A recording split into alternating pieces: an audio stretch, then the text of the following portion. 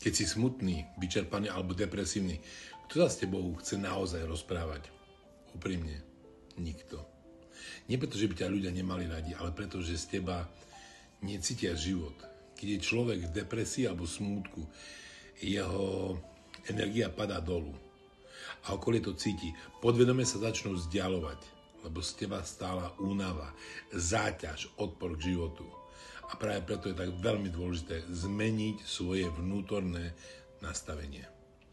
Nie kvôli druhým, ale kvôli sebe hlavne. Pretože ak zmeníš to, ako sa cítiš, zmeníš aj to, ako pôsobíš.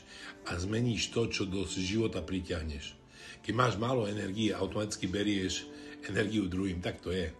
Niekedy len pohľadom, vetou, mlčaním si vampír.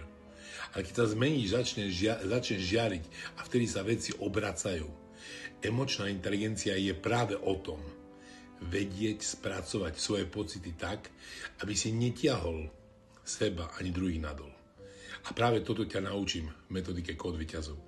Nie hľadať sa na silu, ale vedome v sebe prebudiť tú ozajstnú silu. Som Tibor Michalko a som autor metódy Kód víťazov.